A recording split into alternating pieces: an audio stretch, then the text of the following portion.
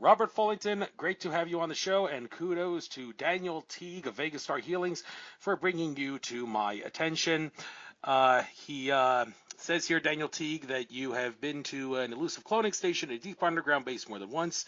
You're an empath, Intuitive, has a strong connection with the Mantis ET beings, an ex-military, claimed to be a super soldier. You've been a friend of Daniel for several years, and you do some work alongside Barbara Lamb, the famous hypnotist who was a guest on my show before in the past, as was Daniel Teague back in the day. So it's great to have you on. And without further ado, I guess if you have any websites other than your Facebook account, by all means, let me know that. But after that, please tell your whole life story from A to Z. We got 2 hours, so you can take as long as you need, and I promise not to interrupt you. I'll keep my little notepad handy by my side if I hear anything that's worth elaborating on that I feel is worth discussing in greater detail. But again, I'll probably just go from this list of things that Daniel T gave me. But now's your chance to talk about those things and then some in your little life story here. Robert, you got the floor. Oh, awesome, awesome. Yeah, yeah. It's been quite a wild ride, actually. Yeah, for right now it's just Facebook and Meet the Hybrid WordPress from Meet the Hybrid book that I did with Barbara Lamb and Miguel Mendoncia.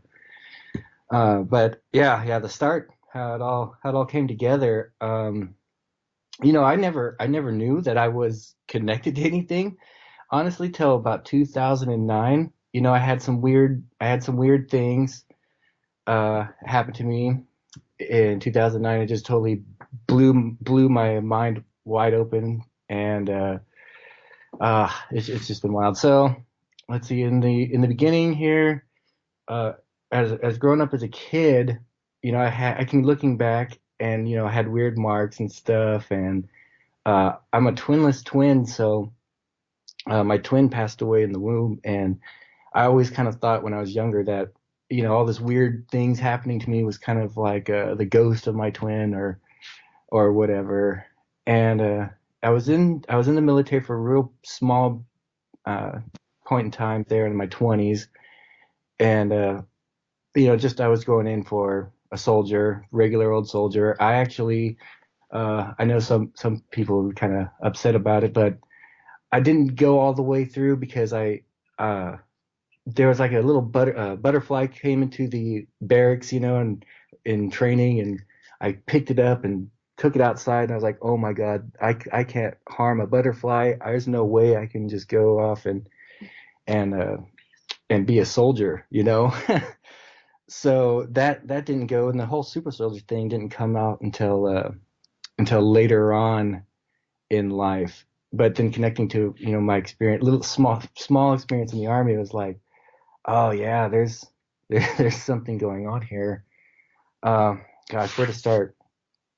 Uh, so I'll fast forward till 2009, the whole awakening process, if you want to call it that, where this I used to work at a hardware store in the paint department, and this guy came up to me, and he had a little piece of paper, and on the little piece of paper had a whole list of government conspiracies on it, FEMA camps, UFOs, and things like that. And at that time, I was just totally unaware of this stuff going on, and I just kind of like, oh yeah, cool, cool, man, I'll check it out.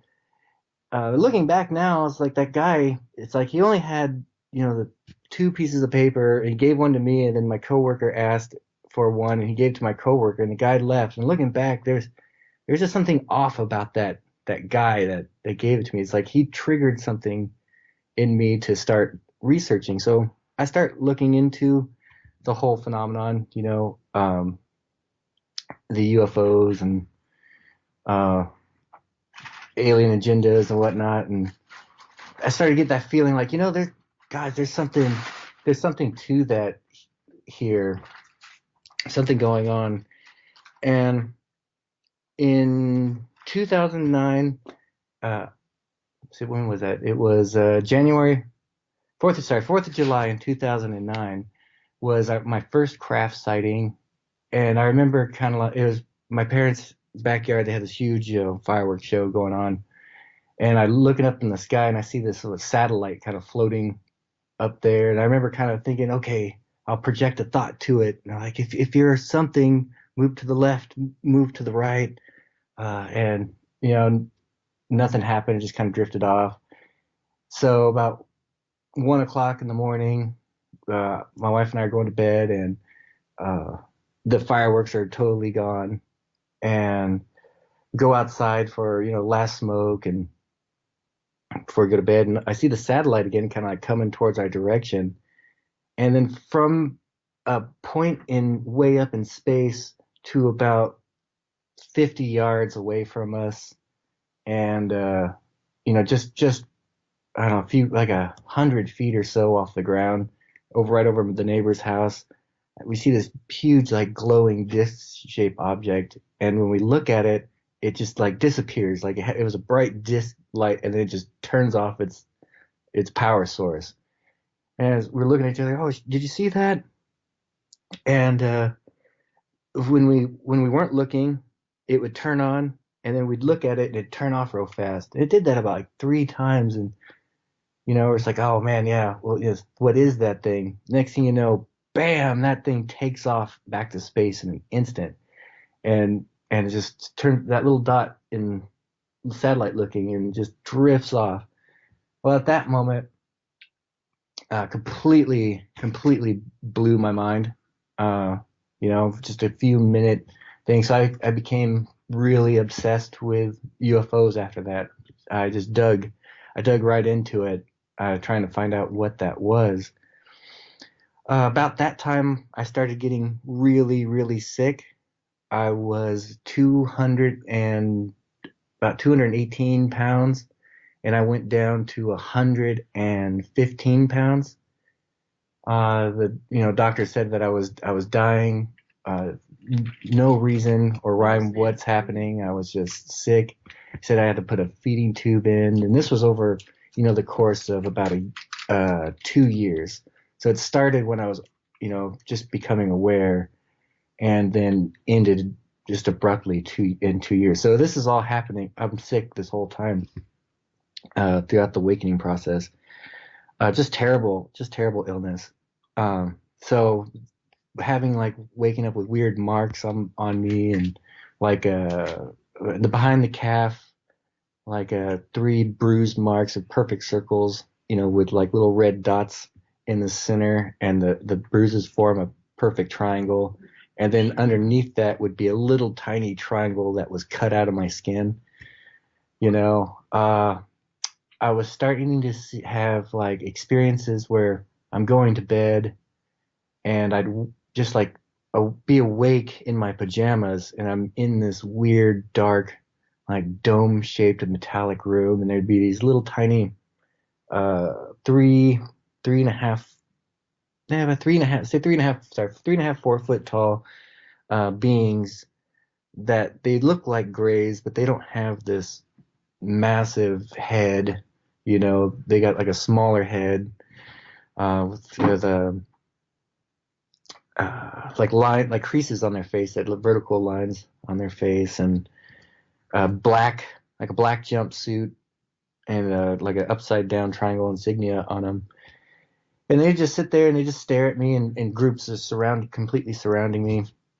And I just black out, and then wake up and like, oh, this is, something is going on here, right? Something is definitely happening. And I started, thinking that, okay, these beings are making me ill, for whatever reason. Then in, I think in December of 2009, we had we had an encounter with a black triangle that was, oh, it was like a crystal black triangle looking thing with this blue plasma bar underneath it, with one. Okay, sorry, let me think how to describe this. So there's like a black triangle. On the back of the triangle would be a bar of plasma that it rode on, and then in the kind of like in the front, there's a smaller bar of blue plasma. Well, 3 days, yeah, 3 days prior to this, right?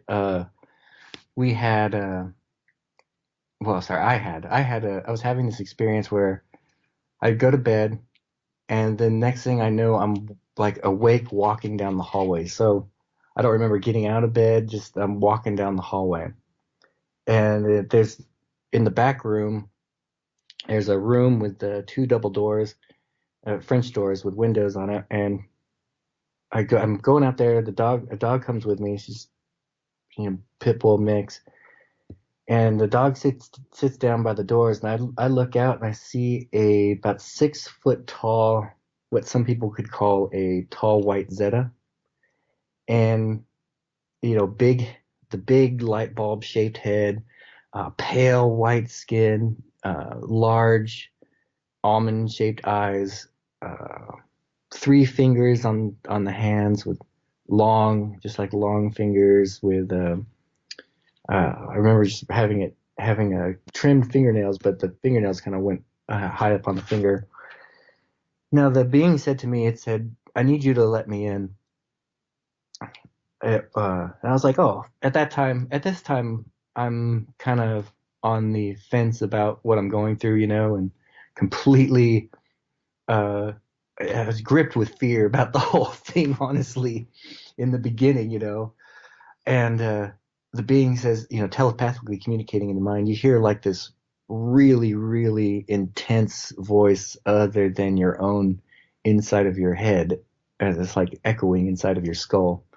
And it says, this is going to happen every night until you let me in. And I was like, no way, man. Not going to happen. So I black out. I wake up and go about my day just thinking, gosh, that's really weird. And on the second night, the same thing happens. I wake up walking down the hallway, with the dog and everything, and goes out to the French door area, and the being's out in the backyard. And says again, "Hey, you can let me in now." And I said, "Okay, I'll let you in." I cracked the door open, and it's, very in a very creepy manner, puts its hand through the door, and I slammed the door on the being's hand, and it fought to get it out and pulled it away. It sat down, then I sat down with it, and it starts rubbing its hand and just says, "Every single night until you let me in." And blackout. Wake up. I the next and following night, I finally said, "Okay, I'm gonna go ahead and let you in." I open the door, and the being says, "All right, hey, are you ready to go? Come with me." And I was like, "Yeah, let's do this." Walk out into the yard, and above me was kind of like this. I can't really describe it. It's just like this white light coming off of a ship, like on the center of it. I couldn't really remember the exact details of the craft, but next thing I know, it's just a flash of light, and I'm inside of the ship, and the being is standing in front of a view screen, and the the thing I remember the most on this whole experience is this here. And the being says, "Hey, come check this out." And I go up to the view screen, and it's almost like we were looking down on the valley where I lived, and I saw what looked like the northern lights, right? Except for they were like the orange red color, northern lights, that ribbon energy moving around. And except for it wasn't on the sky, it was on the ground. And I just remember thinking, oh, just oh shit, or oh dang, sorry the curse word, oh dang, uh, and it said soon, and at that moment I blacked out, and I woke up, and it was like, oh my god, uh, I just saw the end of the world, right? And of course now that was the one That was the one experience that I ended up having regressed. Um, if you want, we can get into the regression, but at that time, I was unaware of. I didn't have much memory of the experience except for the small glimpse there. And I remember waking up thinking, oh God, I remember. I think I just saw the end of the world, and that put such a horrific stress on me, because I was like, oh, I saw the end of the world, and ET showed it to me. Because that night is when we had this massive craft. So the next when I woke up that night, we had that major craft sighting, and the craft sighting was about 45 minutes long. I remember it was about what was it, about 7:30? It was about 7:30 at night, and my wife and I were by ourselves. And I go to make a phone call, and the phone didn't work. I said, "Hey, sweetie, the phone's not working. I can't get a call out." So my wife tries to make a call, and the phone's not working for her either. Okay, so at the time I was smoking. It's like go out and have a smoke, and all of a sudden that just bright blue bar light uh, turns on and just starts. The best way to describe the way it was flying around, it's like how how a fly in the center of a room, you see the flies kind of like zipping around, in a cube or kind of pattern. That's exactly how this thing was moving around. It was just like this, like fly flying around. And I remember, freaking out. Oh, babe, get the camera, get the camera. And she runs in the house and gets the camera. And the cat and the dog was with us, and they can't remember what the cat and dog were. They were kind of calm. They were pretty calm throughout the whole thing. But every time we try to take a snap of the ship, the battery would go down to 0. And so finally, after try after try, the camera snapped. It flashed. Yeah, it flashed, right? So the camera made a flash. The ship just stops, right? At that moment when we took the shot, there was two beings across the street uh, coming towards us. And when we took the my wife took the picture, the beings, you can see where one of them, it's like they're teleporting back to the craft, and they turn into this bright orange energy and into a ball of light, and then back to the ship. Then the ship came once the two orbs, the two beings turned to orbs and then went back into the ship. The ship flew right over, came right over the neighbor's house, and you hear it kind of power up. I mean, it's just like, and it flashed us. It's like bam, bam, bam, flashes us. And I had at the time I had a '85 IROC Camaro, big metal car. So you can hear I heard the metal crunching, it's a pop sound, and then the ship just glides right over us, right? Just glides right over us. Yeah, it comes up the road and gives us like this weird scan. And scan the cars, made them pop. Yeah, that's. I'm gonna fix my keyless entry. Yeah, here's an odd tidbit. Battery was running out on the on our keyless entry for my wife's car, and it charged the battery. So it never had to replace the battery on it, which is odd. So the ship flies over our head at about. I mean, if I had a baseball, I could have hit the thing. It was that close, and I was able to see just the thing was not from Earth. It was obvious. It was not built by humans at all. And where the plasma is coming out of is kind of like a canister lights, right? So it's 3 sets of 3, and it's like canister lights up inside the craft, and a pyramid inside the canister, and then on the tip of the pyramid, the best thing I could describe it as a like a black hole. It was like this black orb that had this purple like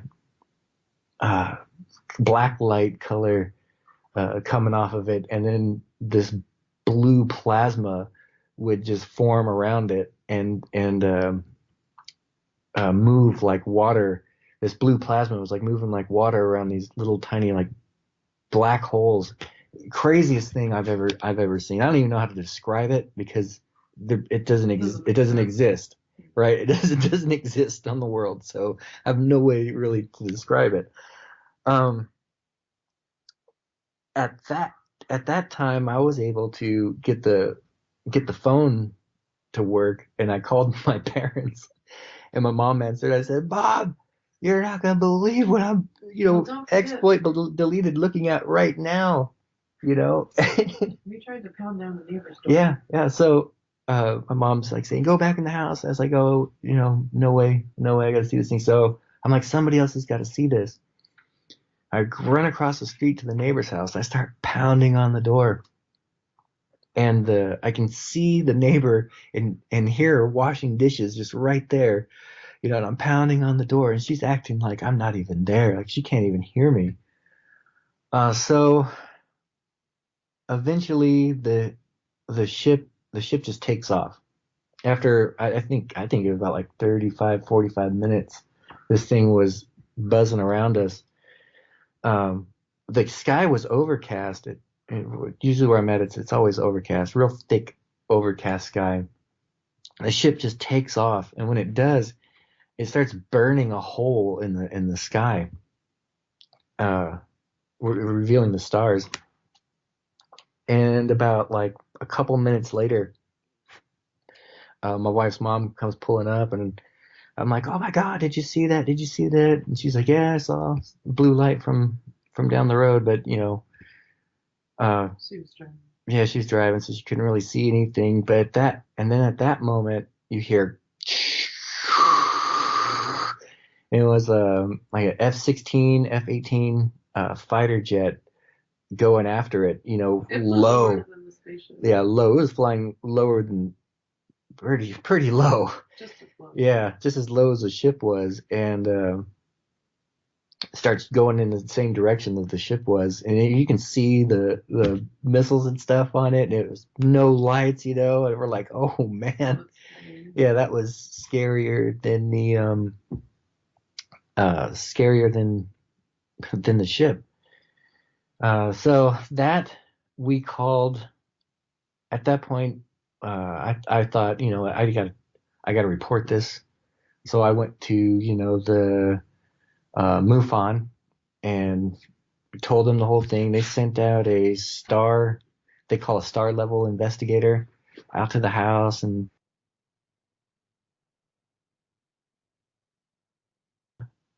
said You're breaking up. level 4 encounter. Because we had the interaction. Yeah, because we had the interaction dog with and the scans. Yeah, and the whole keyless entry. It was a whole thing. Yeah. So that was cool. The thing that after that was, I started getting calls from like, I'm not going to mention the name, but certain aerospace companies, wanting to know information. And I was like, okay, I shouldn't have reported that. And information about stuff that we would have no idea. Yeah, they wanted stuff about information stuff I didn't even was aware of at the time. And I'm still just getting into this, and I started freaking out. So I just stopped calling. Well, that's kind of like after that.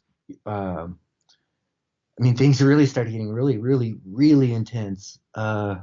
I had an experience where shortly after that, I go to bed, and we had like a kind of like a staying in like a motorhome inside of a garage, right inside of like a room in the garage, and I hear these like the door and the garage door that goes to outside, the handle jiggling, right? And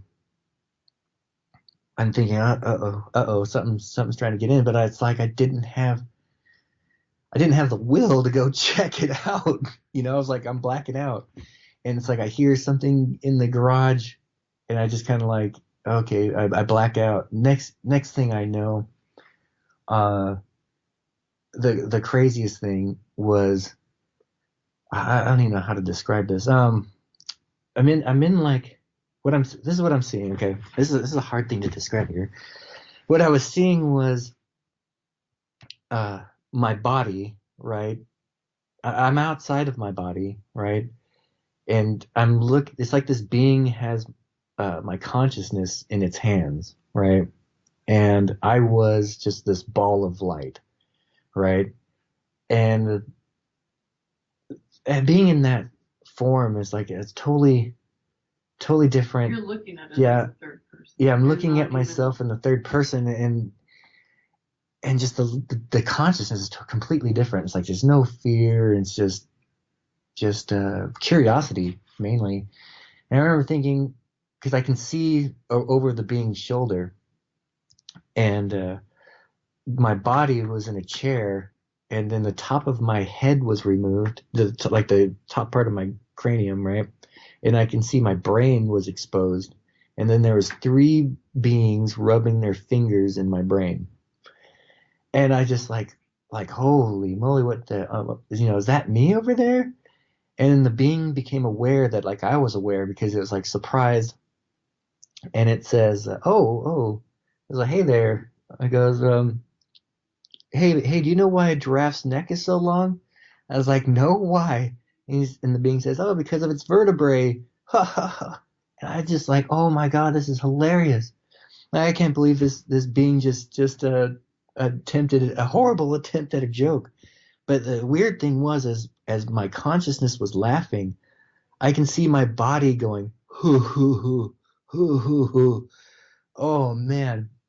At that point, just fade to black, and I wake up feeling like I was completely train wrecked.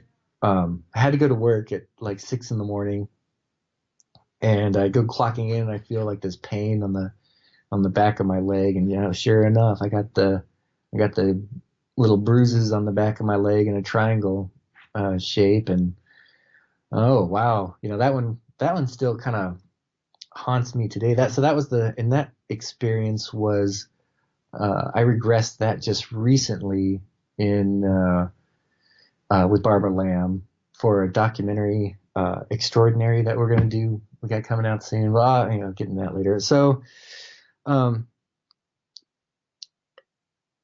at that time, I'm in just like completely fearful. I'm sick. I'm dying.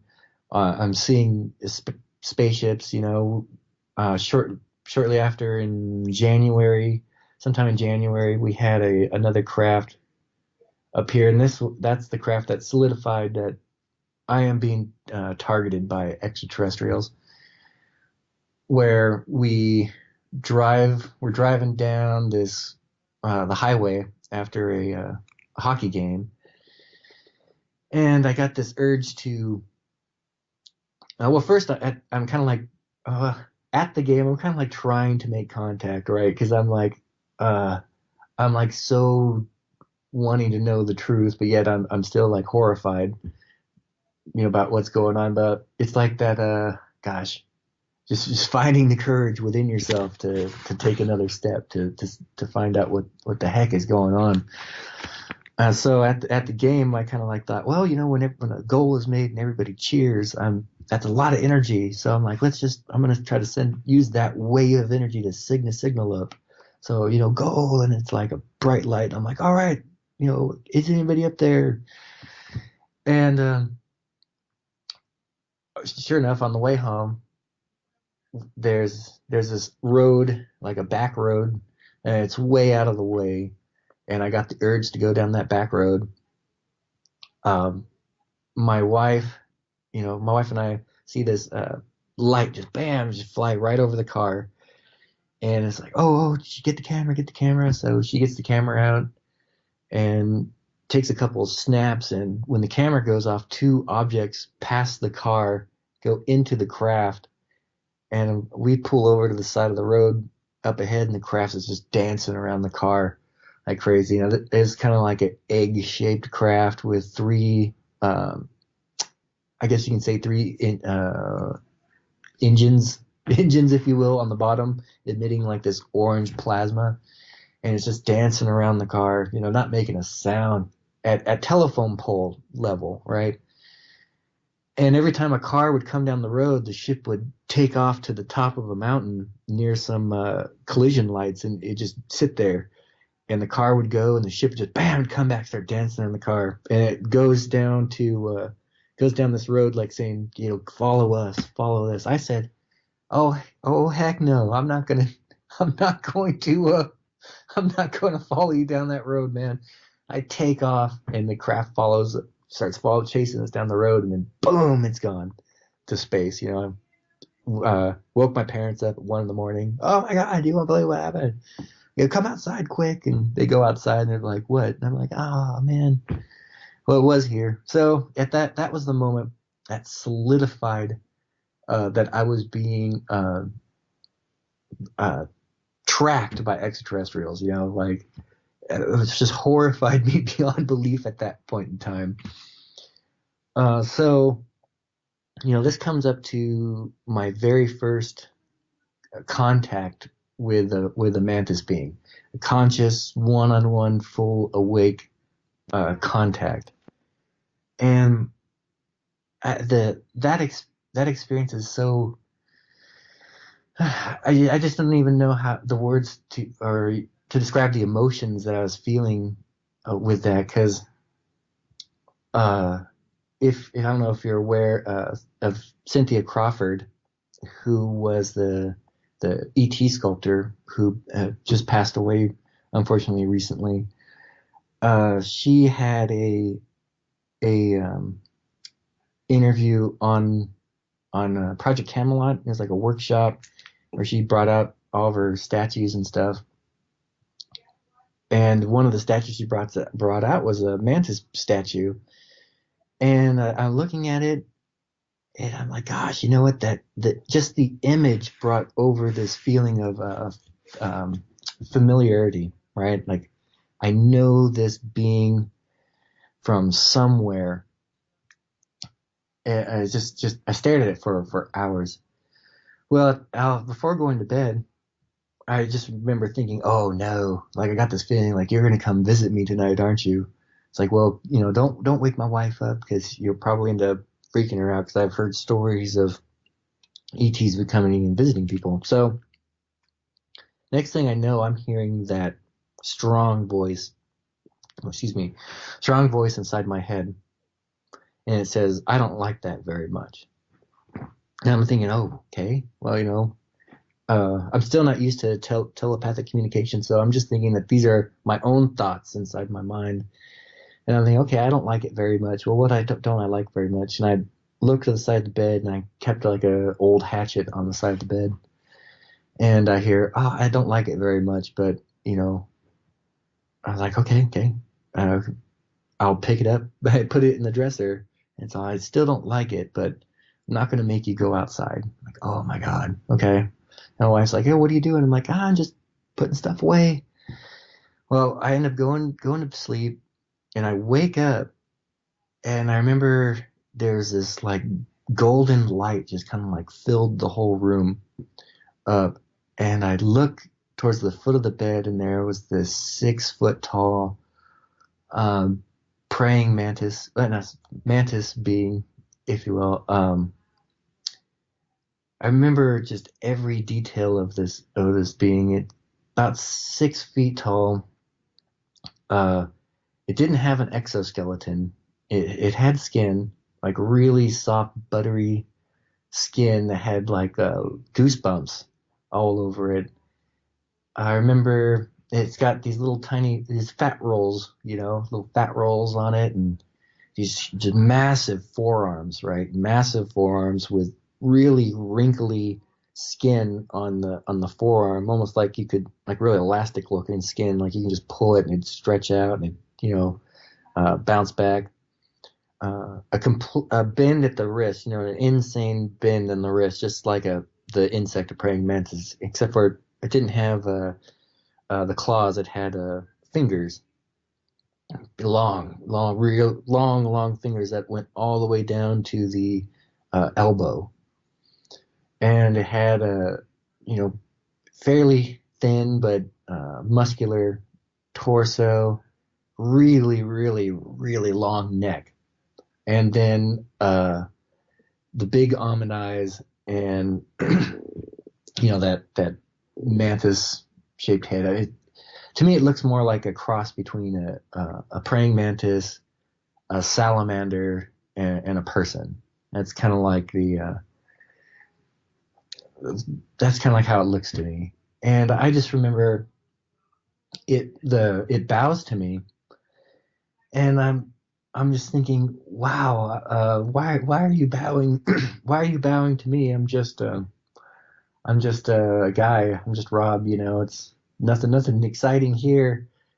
And then all of a sudden, this just intense feeling of just came over me, like, oh my God, I just found a missing piece to my life, right? Like, oh my, that's the best way I can describe it. Like, I found the missing piece.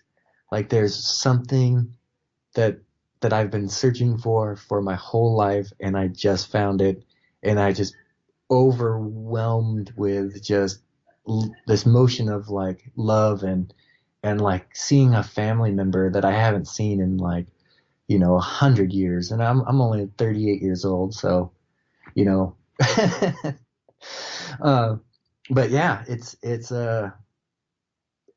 just amazing to connect like that for the first time, and it kind of like points its finger at my third eye, and it pokes me in the head, and I just black out, go and I fall asleep. When I woke up, I emailed Cynthia. Oh my God, Cynthia, you don't know who I am.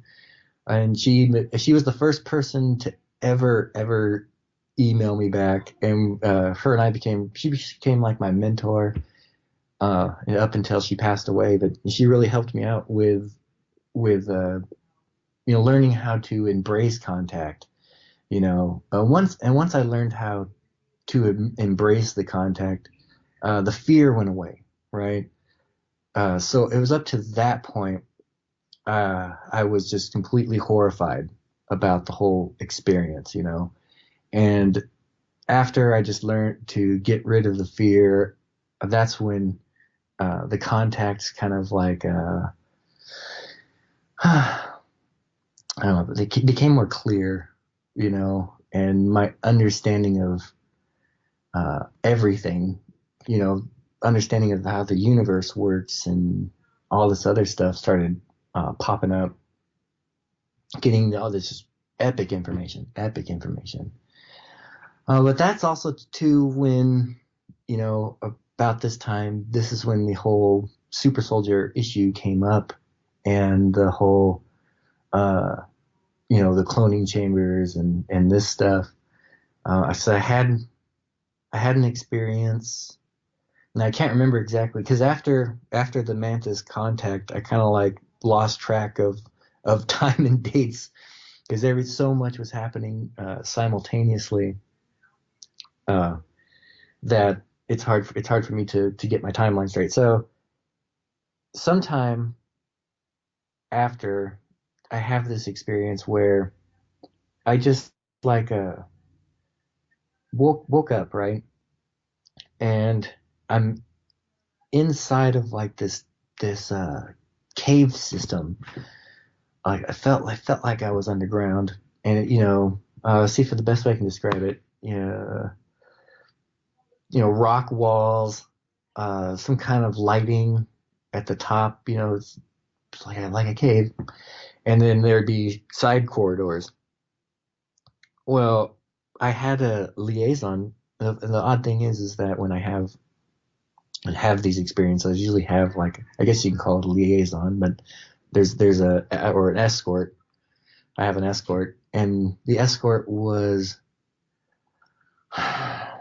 it's about 6.5, 7 feet tall, pretty tall, your Nordic looking being. I could easily confuse it for like what people could call like a Pleiadian or something like that. 'Cause, long blonde hair, blue eyes.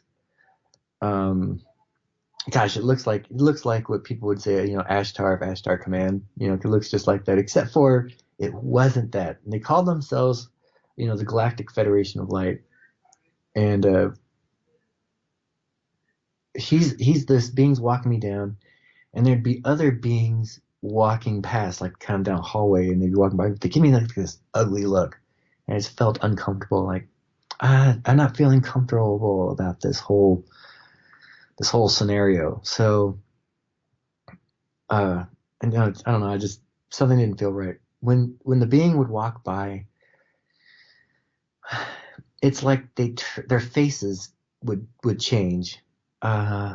If you would imagine like when you're watching TV and you have what I call a digital blip, right?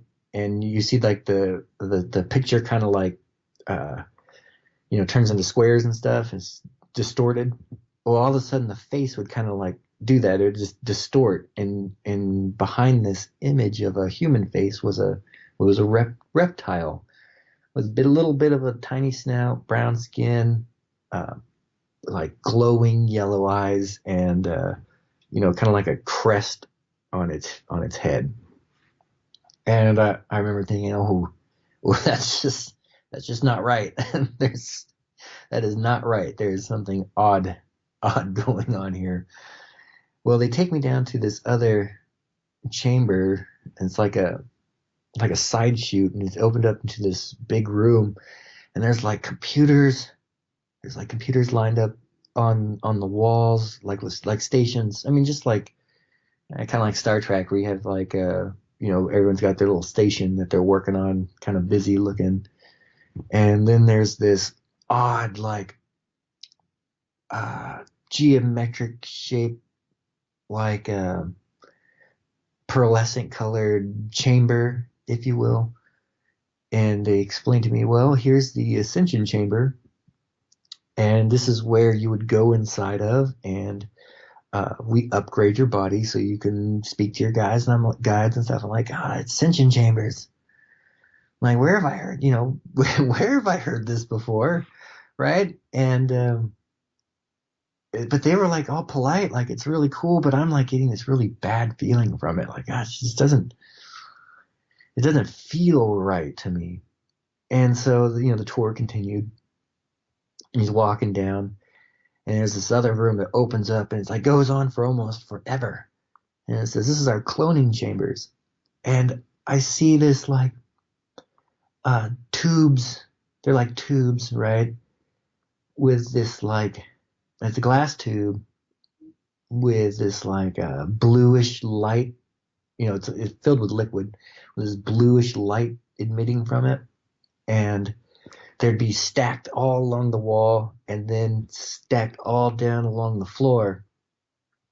And the weird thing is that inside of that tube looked like a being that resembles a lot like these tall white Zetas, which is like, I'm thinking, uh-oh. Well, I kind of come to a conclusion about that later on. Have a funny feeling that they are using these beings that they use the souls of abductees to power these clones. So it's almost like sometimes when you see these beings, you're not actually interacting with an ET, but you're interacting with a clone that has the soul of an abductee interacting with you. But this is kind of like a theory that I've been putting together based on the experience here. So, who knows what's going on there really. And tour went on, and he takes me to another room. And now this is the one that really, really kind of puts a chill in my spine a little bit. And that's where this room it's like a hallway. And in the hallway were these like machines, right? Like or computer, if you like supercomputer, and it had like another being, an organic being, strapped into this machine, and all these like wires and tubes coming out of the heads of these beings, right? And the beings like they were like atrophed, you can tell that they're like weakly looking, had like a mantis type head to it, no neck, uh, pinkish veiny skin, all wrinkly, and they just don't move. They just sit there and stare. And the being said, "Well, here's the we call these the controllers." And it said, "This is where most of your channeled messages come from." And right there, I was like, "Oh, wait a minute, stop right." I'm like, "Stop right there. I've had enough." I'm like, I'm done now. I was like, "There's no way in heck I am supporting this." I went out. The next thing you know, I black out, wake up, and just, oh my God, that stuck with me. That one really stuck with me because the thing is that I think these guys have got a lot of people fooled here. They told me that they use a lot of in the channeled messages. They use a lot of names that people would be familiar with, so that way, the Galactic Federation of Light, Ashtar Command. Um, who else? Your archangels. Uh, Prime Creator. So any they use any benevolent, or Master Sananda, Jesus. You've heard all of these channelers before. I'm pretty sure, right? Oh yeah, I've And heard them all. And yeah, uh, can't resist asking you, how can you be sure that the council is not a malevolent council masquerading as a good one? Because there's a couple Galactic Federation of Lights. One is yeah, bad, masquerades as good, and the other one is strictly benevolence. So, yeah. do you not know, This, or is it all? I'm I'm saying this one is bad for sure. Mhm. I'm saying this one is bad. Um, now I can feel it. I can feel it in people.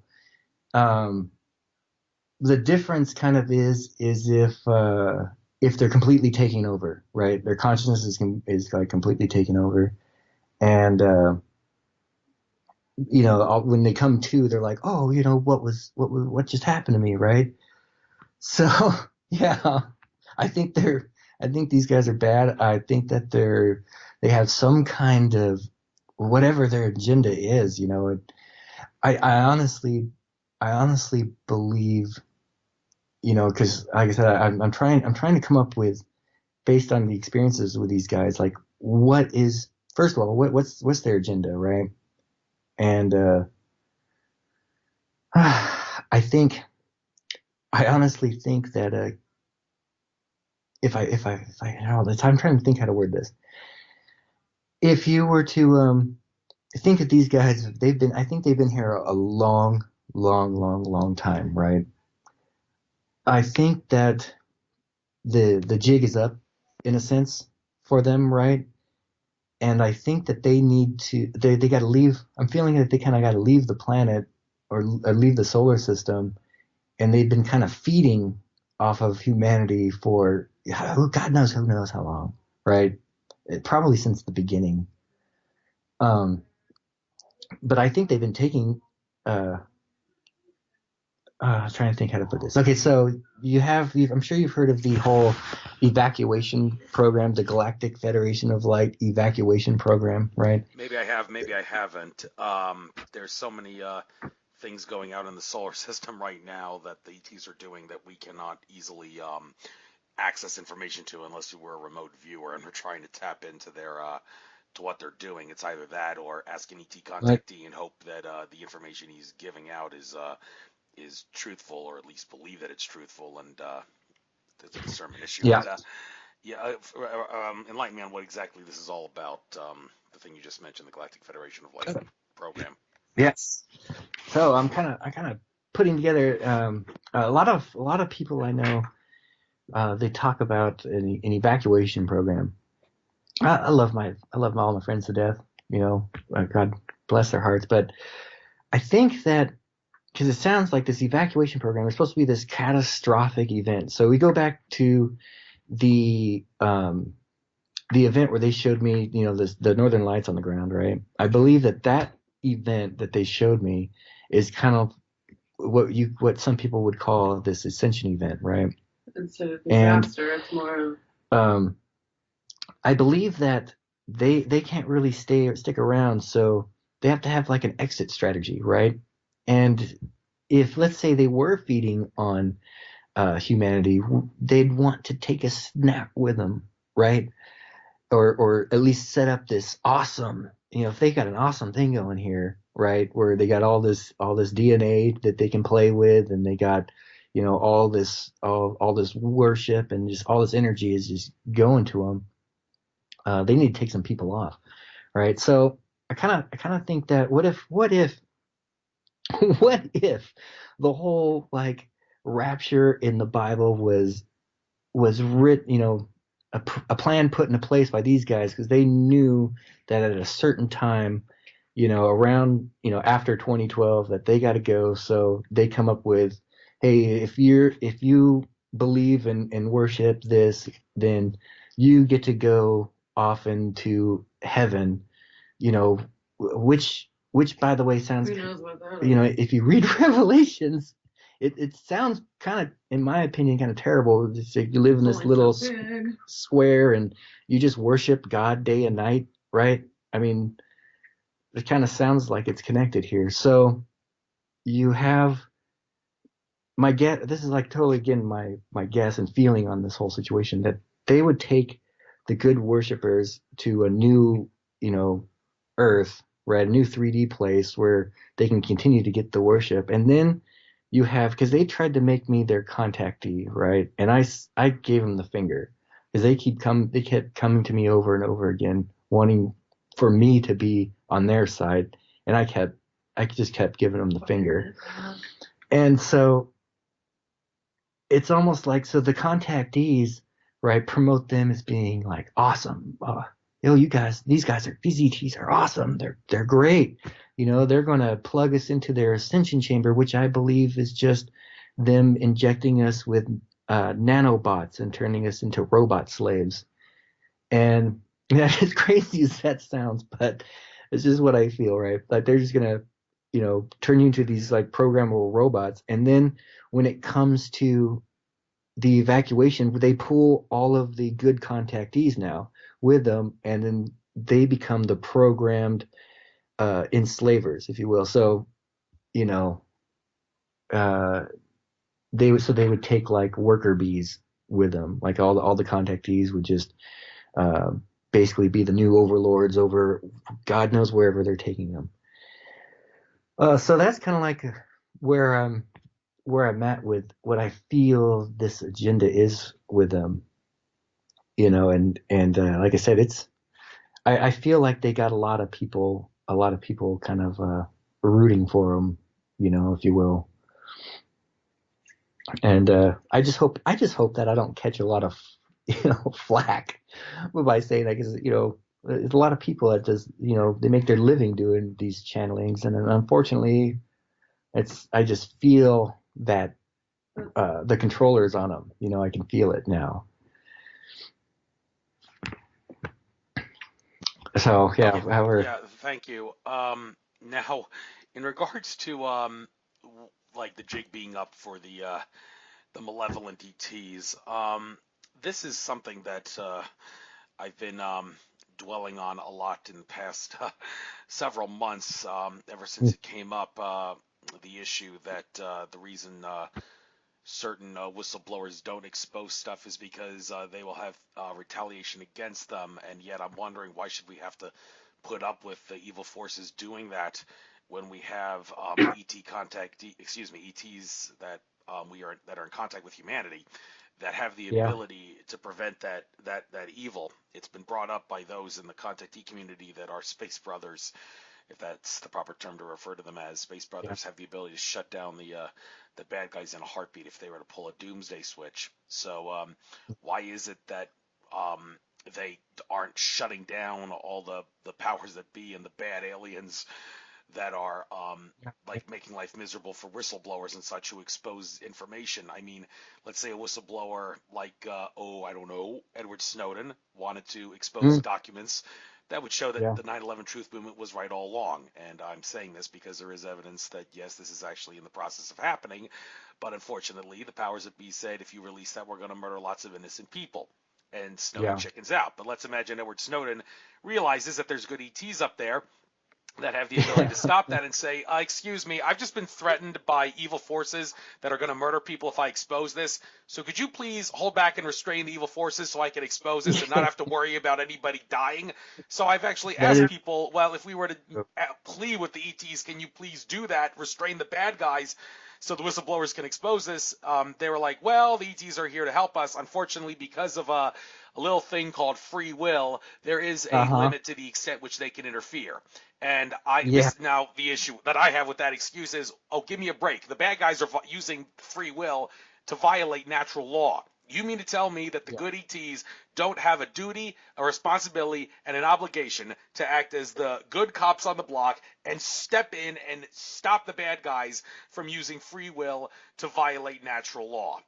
Now, I'm Yeah. sure that there's a lot of caveats to this, a lot of explanations as to, well, in this situation they can't interfere, but this situation they can't interfere, and here's all the metaphysical explanations that explain why they have the ability to interfere and not interfere in given situations. But as someone who's had experience with these aliens, do you know anything about the extent to which the good ETs can step in and stop the bad ETs and the other non-ET malevolent forces Yeah.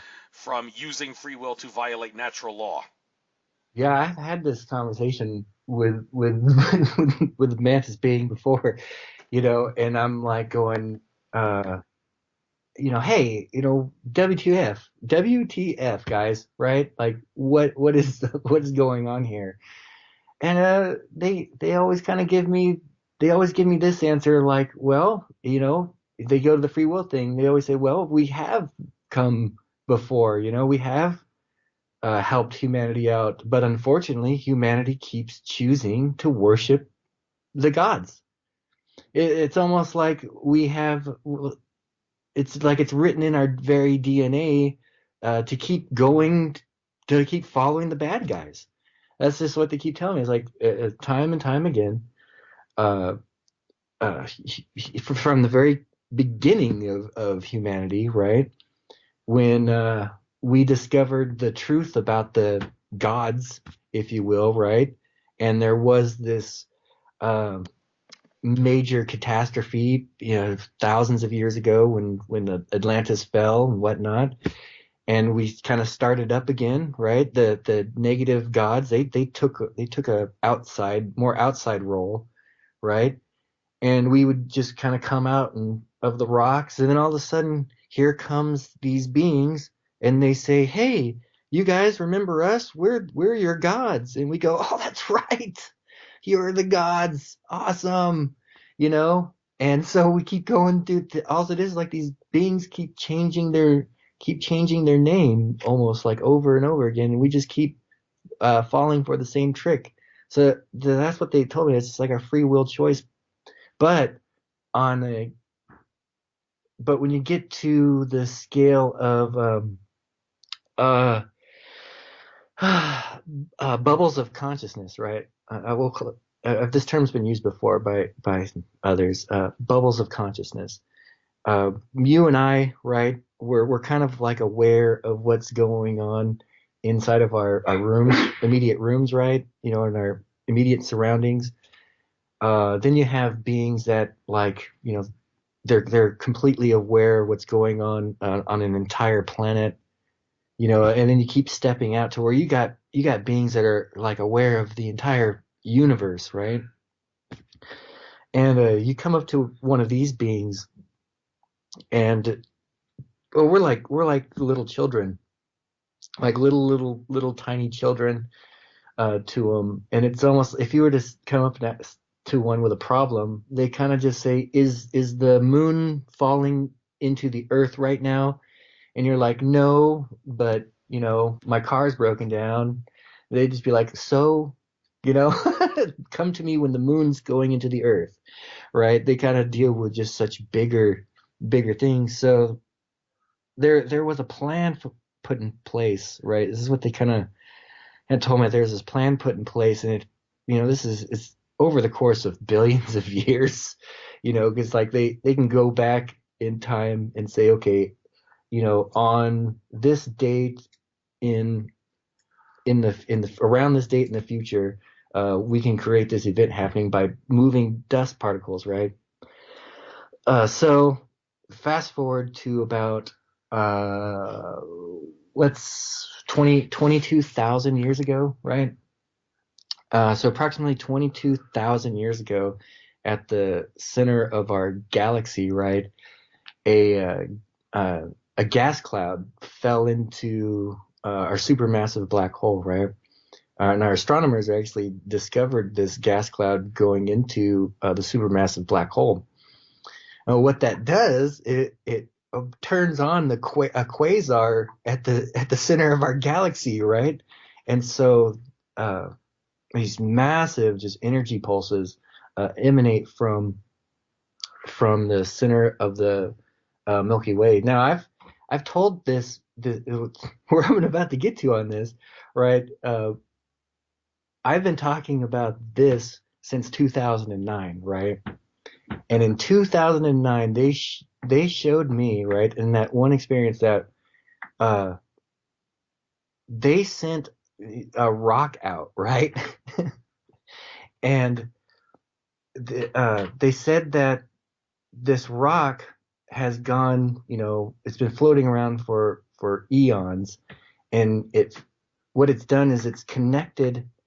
It connects portals from the galactic center, and then comes out and starts connecting portals to star systems that are closer to galactic center. Then it just kind of finally eventually makes its way to our solar system. So at the rock's approach, when it's approaching our solar system, so 22,000 years ago, that gas cloud going in happens, right? Bam, wakes up the quasar. The energy now from that event happening at the center of the galaxy is directly connected to this rock, right? And now they said that this rock's going to come in, it flies around the sun, connects the portals from galactic center and all these star systems to our star, swings by the Earth, connects the portals to the Earth, and then just drifts off. And we will not be we'll just say that, oh, there's a weird rock coming into our solar system. When my good friend of mine, he's pretty much unaware of everything, he messages me. He's like, "Hey Rob, check this article out." Oh man, Oumuamua, that rock that just came from out of the solar system. I just started getting cold sweats, and like I freaked out. I'm like, "Oh my God, that's the rock. That is the rock right there that they explained to me." And so this event happens, and now if you'd imagine that this rock, Earth is like a surfer, right? And we got a like a world record wave coming, right? And if a surfer was just to try to take on this wave, surfer's gonna drown, right? So surfer needs to be towed in, right? He's got to pick up a little speed. So when you get a little jet ski and you pull the surfer, right, and he's able to ride the wave, and hooray, he made it safely. Well, it's kind of like the same concept here, is that this rock, when it connects the portals, energy from this event is transferred to our sun and then to Earth, and it's supposed to kind of like start changing the harmonics and stuff, so that way when this super galactic wave comes, that we ride it with ease instead of just being completely like obliterated. Because there's we've all heard this before, that The Earth's vibrations are low, right? So we got to get the vibrations up to survive the waves is what it is there. So they say that this whole thing has been kind of like an event planned out to kind of like just cleanse our solar system in particular, and that if these beings they can't that are here doing this to us, they can't really survive this galactic energy coming in. Is my understanding of it. See, I don't know. I just know that it happens. It fixes the Earth. I'm not sure on the details on if it takes us into another dimension, like others have said, or if it just cleans the planet and we all die, and that's the same as an ascension event, right?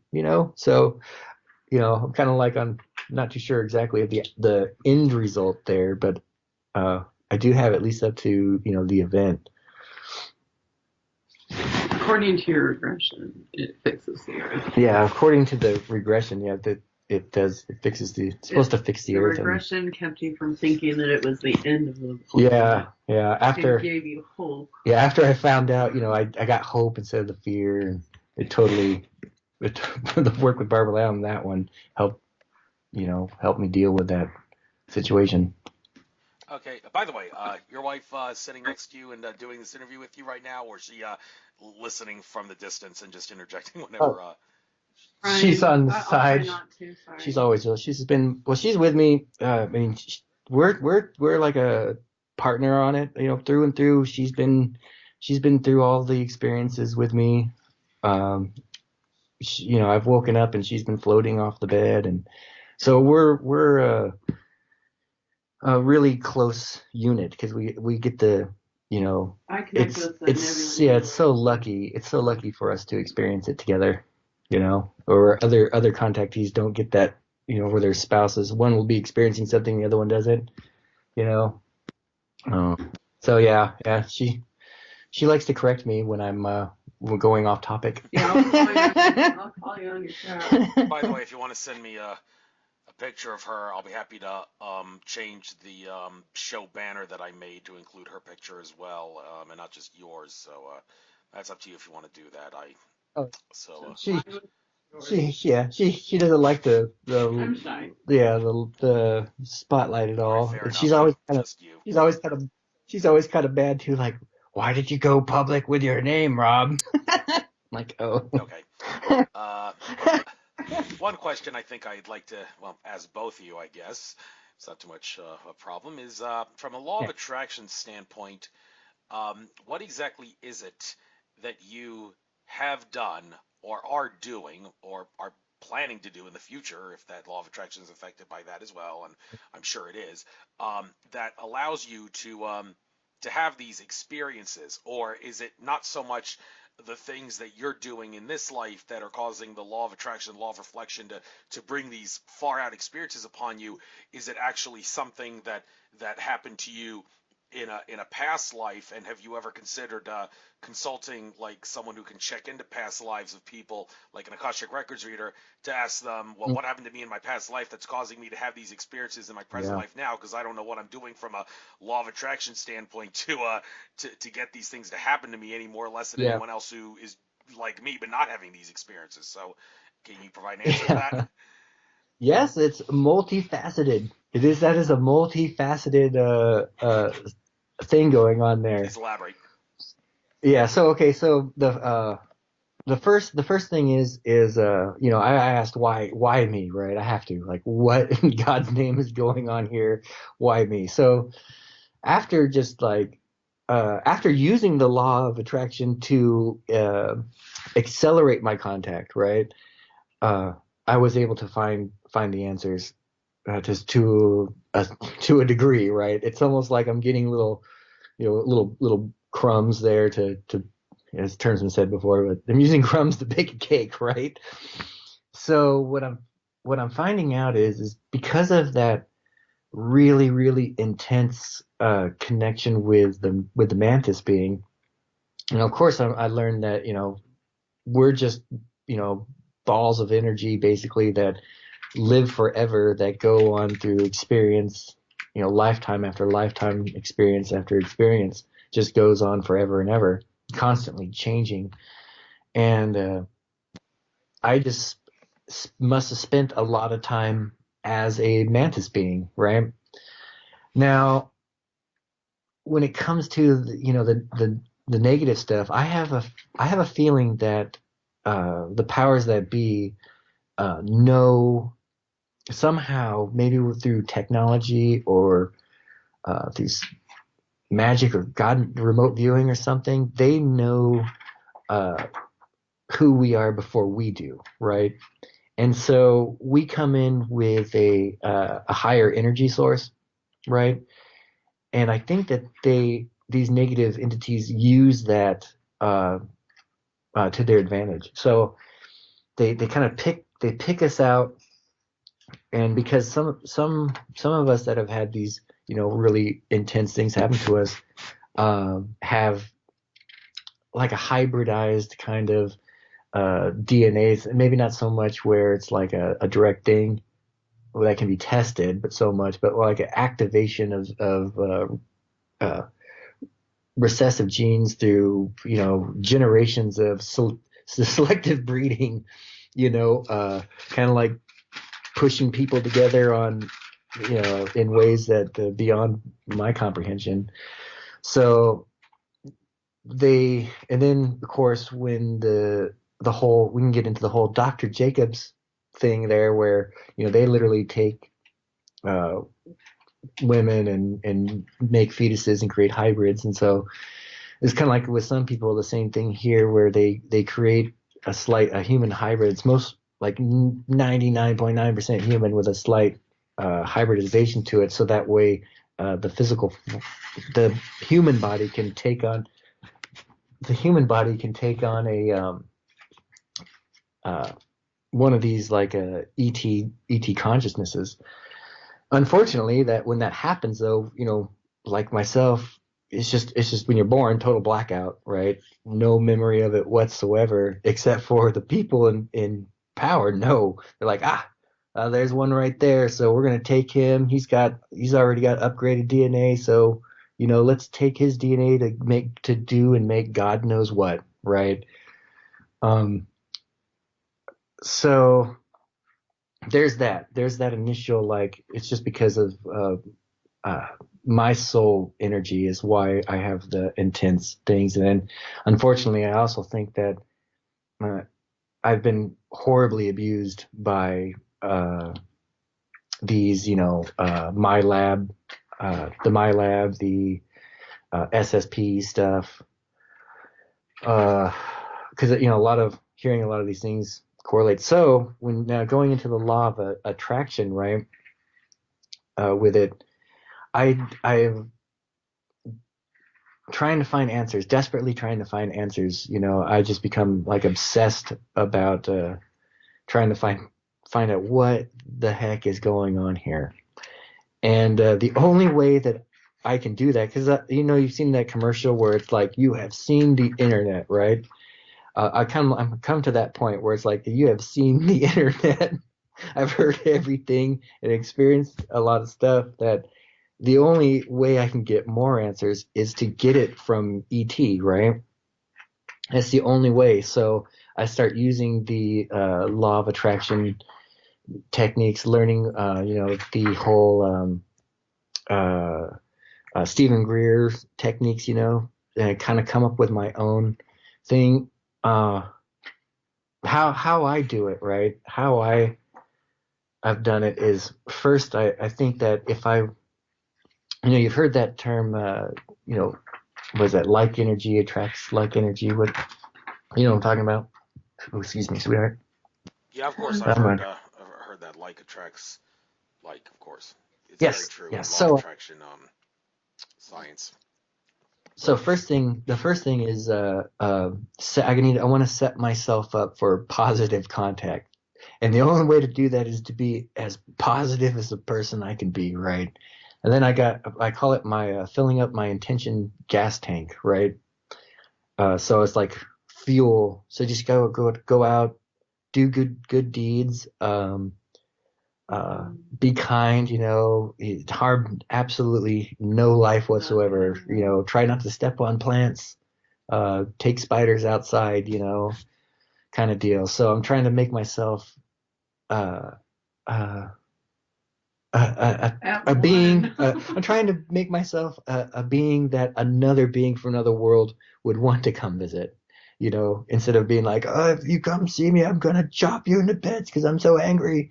I'm trying not to put that out. I'm a loving, uh, gentle soul, and I would appreciate to have contact from other loving, gentle souls. Right? That's the first thing I put out there, and then there's the whole once I feel that I got my gas tank kind of filled, if you will, uh, what I'd like to do is start.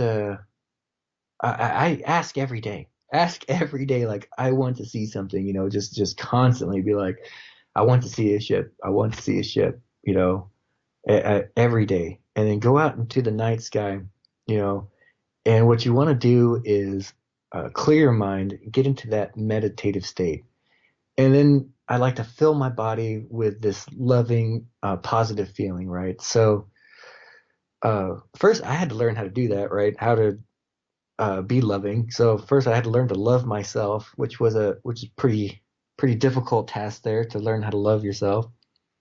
So, you think of like at any time you were, in love, you just felt that feeling in your heart, right? You just want to radiate that throughout your body. Just kind of like you want to make yourself actually feel that feeling. Breathe in, just and feel this loving feeling just kind of come over yourself. And then what you want to do is you want to take and look up into the sky, right? And I first kind of ask, hey, is there any benevolent beings up there that you know want to make contact? And I imagine it's like this beam of light just kind of shooting out from my heart out into space, and I like putting like a imagining that light turning into this geometric pattern up there, right? And the thing kind of like a call signal, like here I am, right? And check out my cool uh, geometry in the sky. So, and every once in a while you'll get one that comes through, uh, little drifter, that does little, yeah, I call them drifters. They look like satellites, but then they just stop, they'll stop and shoot up into the atmosphere, do all kinds of weird things, beam lights at you from space. So it's yeah, that's the way I do it. Cool. Now, specifically talking about the Mantis beings, of course, one individual who people seem to associate with Mantis beings is Simon Parks. Definitely more of a household name than you. No offense, it's just a fact, Yeah. just a fact of life. Oh Like yeah. more people know him Oh yeah. than they would you or almost any other Mantis being. But one interesting thing I had with Simon, maybe you can help me make sense of this. He was supposed to be a guest on my show way back in the day, and I even spoke to him a couple months before the interview on Skype directly. I didn't have a camera, but he had a camera. I saw it was him, and he spoke to me to validate that I was a legitimate radio host. But when the time came to have the show, he didn't show up. He didn't respond to any message I sent to him except for his Skype account, and but he acted like he didn't know me. He when he made contact with me and responded, he said, "Please do not contact me over this. Try to reach me over my website, where you will be advised by the people who are the moderators and the webmasters." So I'm thinking, what is going on here? Well, the late Elizabeth Diamond Mulligan, who I recently appeared on a radio show as a tribute to her, she was a guest on my show and had some great times with her. She told me that what in all likelihood happened was that his malevolent Mantis contacts, not the good ones, but the bad ones that are in contact with him, knew that I was going to have him as a guest, They ordered him not to come on my show because they knew that I would ask him hard questions, serious questions, and they didn't want that. That's what Elizabeth says anyway. But as someone who's been in contact with Mantis beings before, is there any plausibility to that claim that Mantis beings or any other alien, if they're in contact with someone regularly, they would intervene and violate free will like that to keep someone from speaking? They didn't do it to you, so why him, and would they do that? Yeah, kind of. Sometimes we've been cut off a few times before. I've had to do a couple interviews, and we've had it where it's been an off, like it's just odd things happening. haphazardly come up where things won't fall through. Yeah. Nothing specifically due to person like that. Yeah, for the most part, it's smooth. It's been smooth sailing, right? Like almost like I'm being guided to do it, you know? Like too easy. No effort. Being at that level, who knows? Who knows? I know that there is a negative Mantis being. Really, they're a little more kind of. They're like insects. Yeah, they look like an insect, right? And these similar but different. For my guys, they showed me that because I asked about this, is there any other Mantis beings, and they kind of showed me pointed me towards a documentary about praying mantises here on Earth, and they said, well, as there's many praying mantises here on Earth, there's many mantis species out there as well, and there is a negative one. They're really, really, really old, and I've never had any encounter with those guys, but what I've heard is that they're like they're the ones that created the Greys. The Zeta Reticulans Greys. They had a big hand in creating those guys, and they're like going extinct because they are so hive mind negative. It's like they're just, and they've been around for so long that they're not surviving. So who knows? Like I said, though, I do know that I've heard of cases where these guys have interfered before with people talking, but I've never really had that personally direct experience with that. Yeah. Okay, well, another experience that I've had, and I know others have obviously as well, is down to earth, real praying mantises of the insect variety that we humans are familiar with. Very respected and sacred species in some cultures. And interesting experience I had this past late summer, praying mantis on my front door. I decided, okay, what's the significance of that? I looked it up. Significance of seeing a praying mantis, and looked at several different scenarios, and the one on your door. If you see a praying mantis on your front door, it means big changes are in store. Okay, of all the things in the world for the creator to choose a praying mantis on the door to symbolize, he chooses big changes are coming. And a related note, there was a couple of years ago where I was standing outside under the light, and a raccoon crossed my path at the exact same time that I was thinking about trying to make amends with someone at my job who I was kind of at odds with because he saw me sun gazing. He's an optician. He asserted it's harmful. I asserted it's safe, and he and I were kind of at odds with that whole issue, and it sort of became temporary rivalry. And when I looked up what's the significance of a raccoon crossing your path like that, it said you and someone else need to make amends with with something. And I'm thinking, wow, well, it kind of makes sense, seeing I was thinking that at the time. But what is it about mantises and big changes happening? What's it about raccoons and needing to make amends with people? It seems so random. Or is it? Is there actually some sort of a valid explanation to explain why the creator would choose these animals for these specific things? You've had experiences with mantises, so I can't help but ask. What's your theory? This very scenario, right? This very scenario. Many how on our property, nearby, on your body.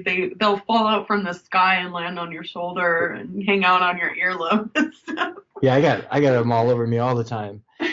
always. It's funny though. Okay, so what about this? Wrap your mind around this one. What uh, if you take time out of the equation, it would be almost like these these beings let's say these consciousnesses would be aware that you would look up the raccoon thing, so they would use a raccoon because you looked it up and they're like, well, this is the message we want to give. So yeah, and we know he's going to look it up, so let's use a raccoon or a mantis. That's kind of like how I learned how they do it. Well, yeah. Once you've like I said, since 2009. Not that it's so pinpointed, but it's simpler to use for pinpointing. Since 2009, I've really like tuned into nature, and you'll start getting more and more of these messages all the time. Yeah. Yeah, I call the praying mantises my little messengers, because they come around.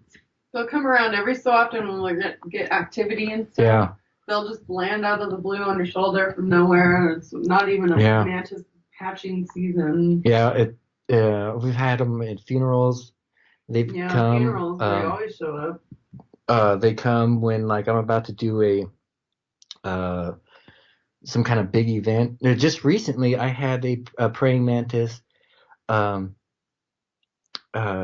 visit, and it was a white one. So I'm like, oh, a sacred white mantis. And then I came out and it died the next day. And I was like, that's a bad omen. That day I had something horrible happen. It was like, oh man. They do. These consciousnesses do use nature and things to communicate with us. Yeah. And they do it all the time. Like all the time.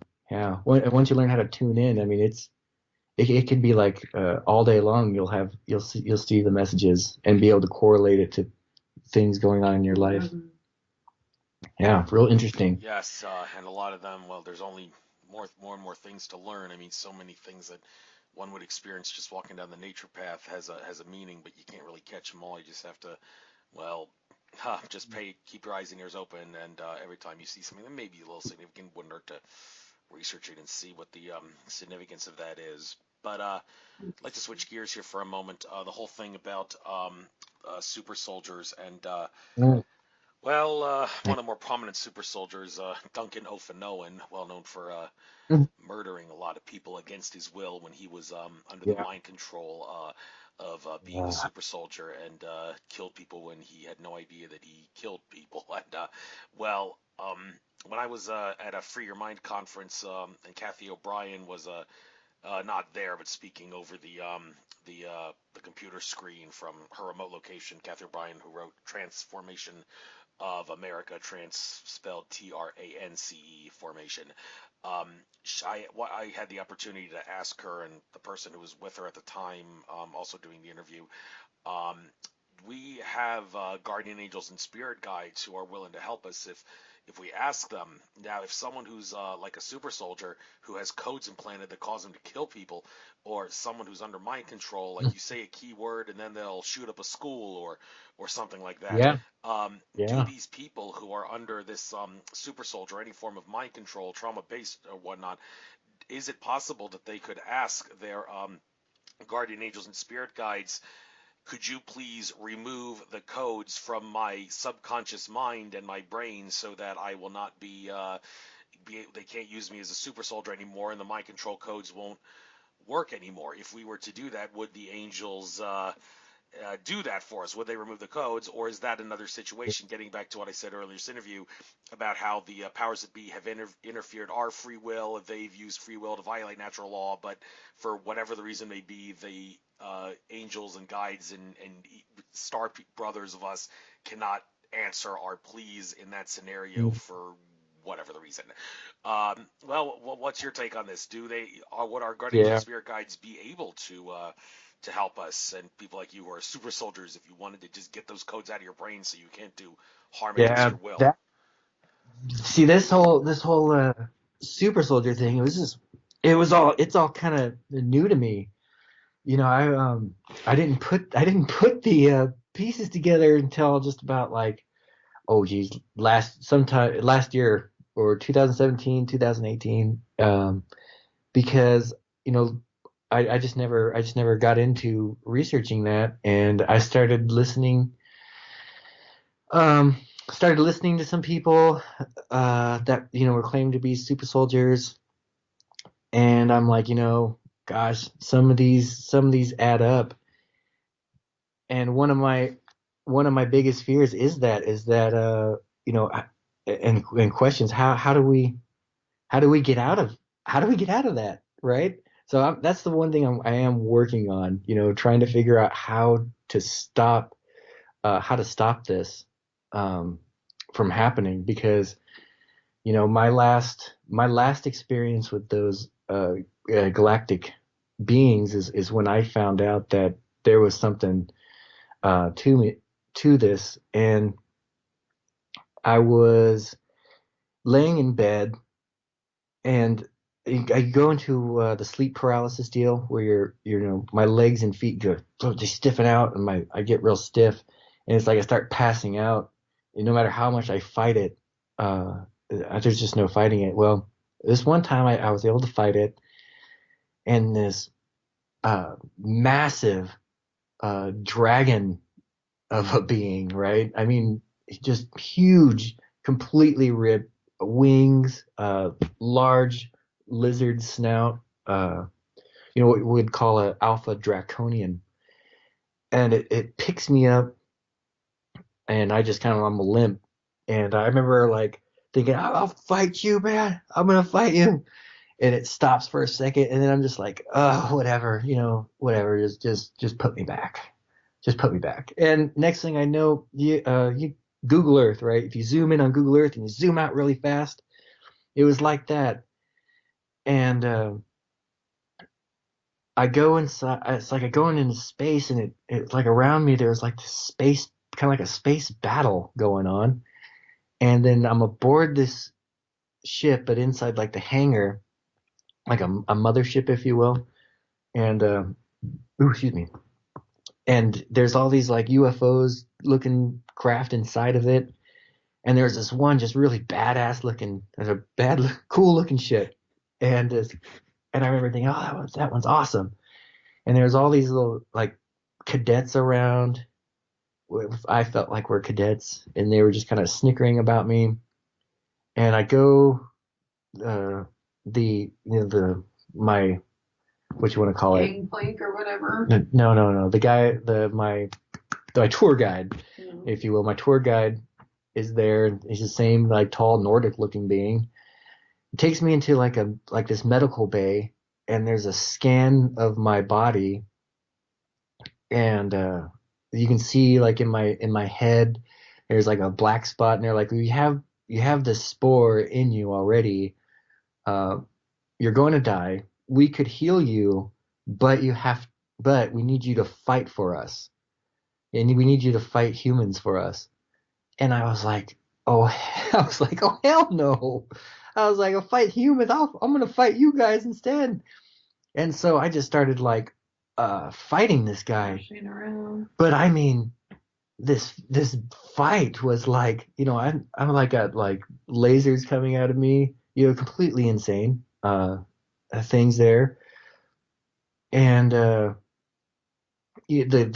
being was like smiling at me, like it was like, yeah, this is what we want. This is what we want. And I black out, and this is, putting things like that together, of having tours of military facilities, and someone would come up to me, and I'm in like a totally different state of mind, and I just kill them in this dream. And when I wake up, I'm like, oh my God, there's something to this whole thing. And yeah, I hope that there is a way. I'm pretty sure that there is. I'm pretty sure that when it comes down to it, and if it's our free will, like we were talking about earlier, these beings are they're like obsessed with free will. and it's my free will choice to not, like, it is my free will choice to not hurt, harm another human being in this conscious reality. Um, God forgive me for whatever they forced me to do up there when I'm not conscious, but in this conscious reality, it is my free will choices to not do anything negative to another human being or life form. So I'm hoping that, to the powers that be, that is enough. So if there is a trigger or some kind of thing for all of us, uh, just that, saying that right there, will make them say, okay, okay, we'll stop right there, and you can just keep being a person, you know. Yes, would be nice if it was that simple. It nice. Okay, It would. you want to say something? No, no, it would be nice if it was that Yeah. simple. Uh, You know. all right, a quick thing. You mentioned earlier the site meetthehybrids.wordpress.com. Well, again, what is that site again? Is that your site or something you just affiliate with? So I was in featured in the book Meet the Hybrids with Barbara Lamb and Miguel Medonza, and that is the website that they used. You can contact You can contact me that way. 'Cause they connected directly to my email. So if you send a message, I get it. Yeah. Unfortunately, I'm I'm a 9 to 5er kind of guy, right? And I've been given most of the information I give, it's all been freely, so I still have to like work and stuff. So it's really hard for me to reply to people, right now, because of that. My 3D life, if you will, is can be pretty demanding. Yeah, yeah, but hopefully I'll get a website up soon. Good luck with that. Um, Yeah. Also, Barbara Lamb, mentioned her. I interviewed her, and fascinating lady. She seems to be turning up at a lot of the conferences I go to. That's not an accident. Everything happens for a reason. But her status as a hypnotist, I'm sure you've worked with that specifically, right? Oh yeah. Okay, Oh okay. yeah. So I'm interested in knowing because I watched the documentary Being Taken on Amazon Prime recently, and Kathleen Martin and Stanton Friedman were talking in that documentary about Benny and Barney Hill going through hypnosis, hypnotherapy, and such, trying to get answers to the what the ET contact that they had what was all about, and well the thing about such a hypnosis session, I mean, what exactly do you need to have or possess to be able to have a successful session? I ask this because Oh. I had the fate, I don't know if I called it an unfortunate fate or not, where at my senior year of high school post-prom party, they invited a hypnotist to perform for Yeah. everybody. I turned out to be the first one that the hypnotist had to kick off stage because he found out he couldn't Yeah. hypnotize me. And Yeah. I'm thinking, Yeah. okay, does this automatically mean that if I were to have a contact with ETs hypothetically, and I don't remember what happened during it. I had a time lapse at some point during that close encounter, and I want to find out what happened to it, like Benny Barney Hill did, and I seeked out the help of a Yeah. hypnotherapist of some sort. Does the fact that I had to be kicked off stage by a hypnotist who found out I wasn't gonna be succumb to his powers, does that mean I would be a bad candidate for this, or is this a completely different area of hypnosis? And if it is completely different, well, how can I be sure that I'd be able to have a successful session and can be hypnotized in a way Yeah. that would allow me to get answers? Any advice Yeah. Gotcha. for me? I don't know. I've never been able to be hypnotized Yeah, either. it's different, but the same, right? It's with doing the regression, it's more of a comfortable one-on-one thing instead of like a whole bunch of people watching you. You know what the big secret is? Honestly, is letting go, Just to right? be willing for it. You're willing to let go. Um, and what I mean by that is like uh, you're getting into like a really, really deep meditative state, right? And so she's basically putting you asleep, and it's like you're going to sleep, but somehow you're awake, right?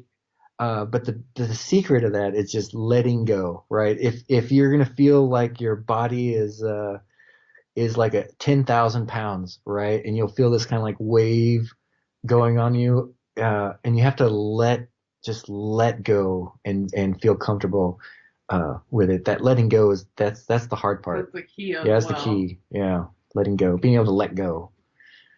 Yeah. Otherwise, you kind of fight it, right? It's like fighting to stay awake kind of deal. You just gotta just let it go. Yeah, and then you're in like this. It's like the highest. It's like the highest state of meditation I've ever been in when I'm under. Like you can't move, right? Your body's sleeping, and it's like snoring too. It's almost like you can hear it snoring, but you're awake. It's really weird. It's really weird. Yeah. I'm sure it is. Different experiences for different people, and with just so you know, we have a little less than 20 minutes to go before I want to call it a show. All those people with lousy Oh, attention spans are going to want to listen to a 2 hour thing. So that unfortunately yeah. has cost me a potentially big audience because humans have lousy attention spans. I like doing 2 hour shows, so I sound like a broken record making a big stink out of this fact on a regular basis to give people a nice kick in the pants. All this trouble to get this information out, and you can't listen because you have a lousy attention span. It is what it is, and Oh yeah. but I do have a Yep. couple things I want to talk about, so let's keep going. The cloning Sure. station. Now, this thing Yeah. about clones and to what extent can a clone do the deeds of the thing that it got cloned from? I mean, a couple of crazy things I've heard out here. Some of the people that we think, had been alive or maybe are alive, that we think are alive now, may have died a long time ago and actually had clones for them. I've heard that the Stephen Hawking, the late Stephen Hawking, well, he Mhm. was should have been called the late Stephen Hawking long before. I mean, some people that Carrie Cassidy of Project Camelot allegedly interviewed said that the Stephen Hawking that we knew for many years was a clone, and she claims there was evidence to back that up, and I can certainly go along with that because nobody with Lou Gehrig's disease lives to be a senior citizen unless something strange is going on. So Yeah. also Benjamin Fulford, some call him Benjamin full of shit Fulford, but I give him a lot of credit. I'm sure at least 51% of the stuff he says is not full of shit, although one thing that he said that really Yeah. caught me off guard was that Bill Gates and George Soros are both dead, and the ones that we are hearing that are listening to are clones. And some people that I've actually said that to have said, well, that kind of makes sense with Bill Gates. I mean, how could Bill Gates be such a wealthy entrepreneur and yet be so stupid to not realize the stuff he's doing with vaccines is actually causing Yeah. harm to people? Well, maybe if you believe what Benjamin Fulford said about the real Bill Gates being just a clone, well, that might explain everything. And of course, there's a whole thing about when are clones going to have defects? I mean, it was asserted that by some that Michael Jackson, the original Michael Jackson is still alive, and the one that died was a clone. And the reason Michael Jackson got whiter and whiter over all these years was nothing more than a defect in the clones that had taken his place ever since he had that accident in the Pepsi commercial back in Yeah. I think it was '83 where his hair caught fire, and ever since that he'd been cloned. And well, I don't know. I guess I could go along with that, but it's not something that's easily proven. And likewise, the whole thing about George Bush. Benjamin Fulford said, dude, he's died many times. There's been many clones of him. George Herbert Walker Bush, yeah, the one that Mhm. died was a clone. Provable? Well, I don't know. But the point is, how well can a clone, to your knowledge, act like the thing it's cloned from, and what are the variables that would cause a clone to maybe have defects? Any knowledge on this subject that you may be an expert on? Not so much with the human one. I'm more with ET clones and hybrid clones. You know what? My guess here's what would be my guess on that is that as far as the human clones on that goes, I would bet you that this is uh back engineered human technology, right? And that would be why these clones would glitch and stuff, right? So if there is indeed a cloning um done by humans, right? It's like not as sophisticated, right? And my guess would be that with that, I bet you it's just humans cloning humans, elites cloning elites kind of deal, right? And then, but the ETs would have a completely separate thing. It's almost like with the MyLab abductions, right? I mean, you're left with scratches all over your body, bruises, and you're just beat up, right? But when an ET gets you, it's just like with having my cranium removed. There's no scar at all. It's it's like really clean. So yeah, my guess would be is that the whole elite cloning thing, that's probably just humans using back engineered technology to clone themselves, with whatever nightmare agenda they have, Yes, and I'm Oh, sure the ET cloning would definitely be a little more less likely to have some sort of an error with it. Uh, yeah, Speaking of clones, the whole Clone Wars thing from Star Wars, it's been said Star Wars has truth under the guise of fiction. Well, is that also true about the Clone Wars thing, or is it maybe just maybe the movie was being a little more fictional there than truth under the guise of fiction? If you get my drift, any comments on the yeah. whole Clone Wars You thing know in what? Star Wars? Yeah, I would say you're probably right on with that. It's, they're pushing it a little bit more than the actual truth there, I just don't feel that yeah, that we're that sophisticated as far as human cloning humans, Uh with the ETs cloning, they have what's seeming a whole nother agenda trying to hybridize humans with ETs for God knows what purpose, God Oh, knows what sorry. purpose. Yeah, so I'm not too educated on the whole humans being cloned, but it would surprise me. Fair enough. Yeah. Also, have what's your take on the extent to which the ETs feel that humanity is not ready for disclosure on a massive public level? That was actually like the last thing that was said in the Yeah. Being Taken documentary that The I big watched on Amazon Prime. Some lady who appeared on Larry King Live way back in the, like, it was the mid '90s. The last thing that Larry King asked her was, okay, so why aren't the ETs making this more known at a public level about what they're doing to people like you and whatnot? And the last thing she said was, I think probably because they think that humanity's not ready for it. And it was at that point when the documentary ended. And Yeah. Corey Good, love him for what he's talked about, and he said that it's disclosure won't be a kumbaya moment because it's going to be too hard to swallow. We're going to have to force people to get out of bed in the morning who don't want to get out of bed in the morning because they can't handle the truth. And have you, the Yeah. ETs that you've interacted with felt like that to your knowledge or your opinion? And if so, do you see Yeah. any light at the end of the tunnel? And let me just give my take on that. But Brad Johnson, who channels Adronis has told him that based on the probability of how people are awakening at the weight they are and how well they can handle the truth in the present day relative to their extent to be able to handle the truth being elevated over time, 2050 is the year that he sees to that DTs can like show up on the White House lawn, so to speak, and say, yeah, we're here, the ancient astronaut theorists and the ET kooks were right all along, so get used to it. That won't happen until 2050, so sorry, Eric Von Daniken, you're not going to live to see the theories come true, apparently. So any Oh, comments on that? yeah. Yeah, please, for the love of everything, don't be 2050, be like next year. You know, my projection would be like 2020. Yeah, I don't. Never do a projection. Never do Yeah, I that. never give dates, right? No. It's just like, for my heart would say, please, 2020 would be perfect. 2020 is perfect for me, right? But my You just can't do that. You just can't put yeah, a number or date on it. my take on that is I don't think humanity's ready. No way, no way. I mean, those of us that are ready, this is kind of like a bit of a quagmire, right? Like there's a pretty big part of the population here that's like, wow, we want it, right? I can taste it. It's just right there. Um, but Sooner the unfortunately, better, but who yeah, knows? unfortunately, from what I've seen, I've had I'm trying to think of a good example. My boss of mine, he's a real good friend, and he was completely on the fence, right? Like he was like, I'm kind of like full of crap a little bit.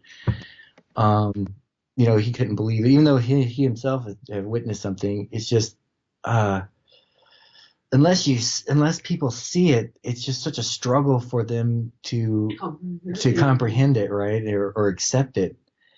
And when he finally saw a few craft with me, right, it just he was like, man, he's like, I don't even know what to believe anymore. You know, it totally destabilized his belief structure.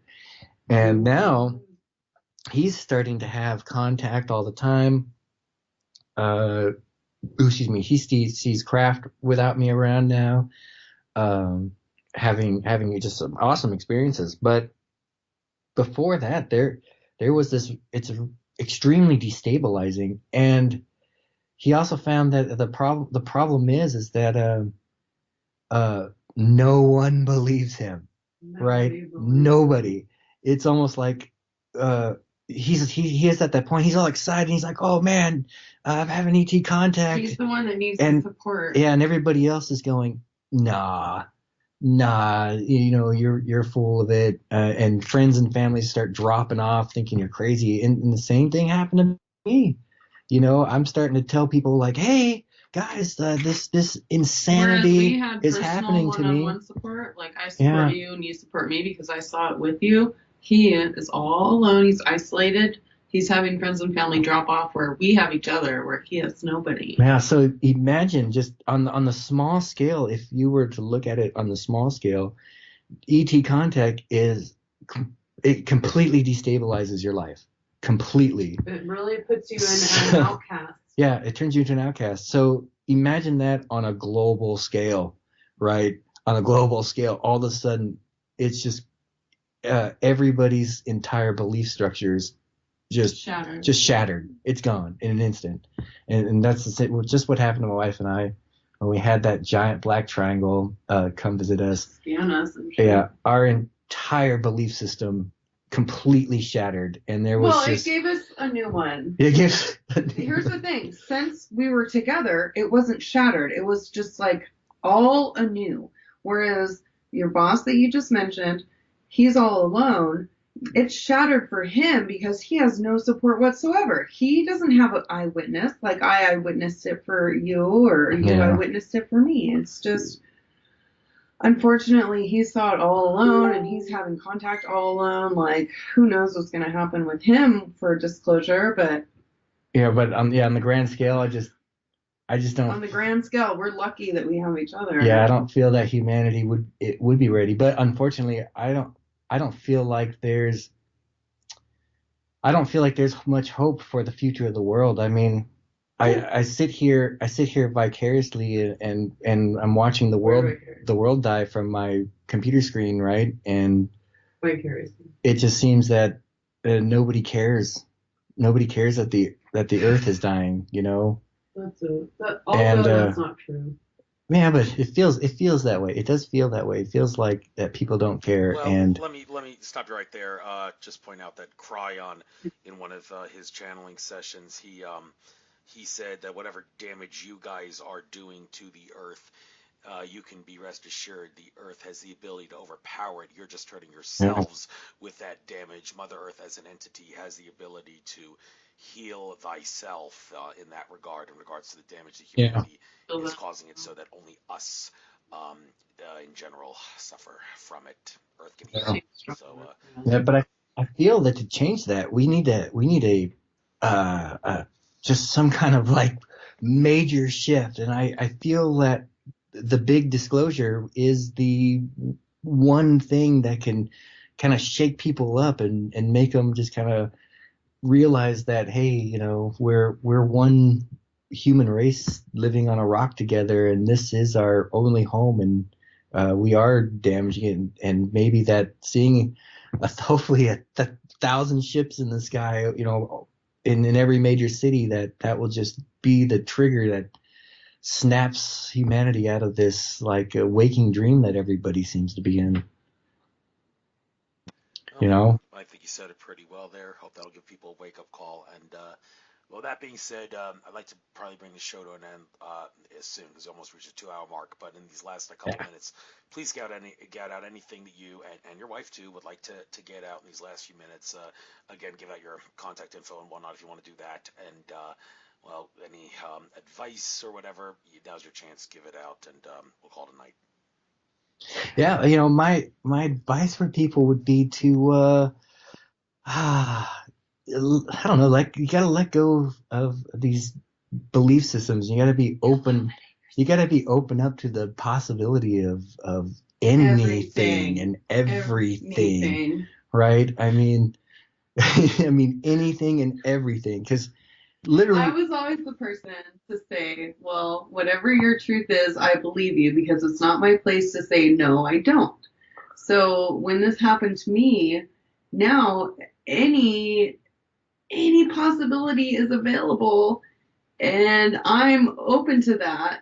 Whereas before I was like, oh, whatever, I'm not going to say one way or the other. But if people are getting illuminated any way whatsoever, like look into it. Yeah, look into it. Go Look out, into make it. contact. Feel free with yourselves. Yeah, Just be a good person in the get go. yeah, let go of fear. Like you gotta let go of that fear and just that shit is out there, whether or not you believe me or not. you want to fly, you gotta jump. So go for it. Just go for it. Yes. Good luck. Go for it and good luck. Thank you. Yeah. So, Yeah. by the way, shouldn't refer to your spouse as your wife. What's her name, by the way? Oh, that's fine. I'm Meg. Megan. All right, I'll make sure I write that down in the even though Bless in the your heart. bio, even if I don't have a picture for you, I'll still write it in the bio. And his wife Megan. So include that. Yeah. I'll send you some cool pictures too. Oh, Sure thing. okay. You can dig it. I thought they're you all. said she was more of the introvert variety and would prefer not to be punched. Well, I mean, but like the UFOs. I do have some cool pics. I'm the one who gets the pictures, by the way. Yeah, so I got some cool UFO pictures like of the. Yeah, as long as you credit me with the photos, I'd rather not be seen with my image, but I can give you some really good credited photos. Yeah, well, some actually, cool photos. Basically, all my show artwork is just a banner with pictures of the guests with their names under or above it. Unless I'm doing like a roundtable discussion, I usually don't include pictures in that. But maybe I could treat this as an exception. If you're willing to send me some, make your worth work to send the pictures worthwhile and include the pictures. I appreciate that. Okay. Yeah, some people say thank God they let me take pictures of the ships sometimes. Or sorry, have Megan take pictures of the ships because at least I got some proof of going through. We're lucky to have the photographic proof. Yeah. All right, I will consider including that. So that being said, happy February. Enjoy your Groundhog Day tomorrow. And I like winter, actually. I hope he actually sees his shadow. But anyhow, I do like the winter a lot. I like walking through snowstorms. So I miss the cold weather when spring comes. So with that being said, I guess I'll bid you good day, good luck on your future close encounters or whatever you go through. And thank you. Kudos to Daniel Teague for recommending you. It's been very enlightening session. Bless your heart. Thank you. Take care now. Bye-bye and good luck. Have a good one.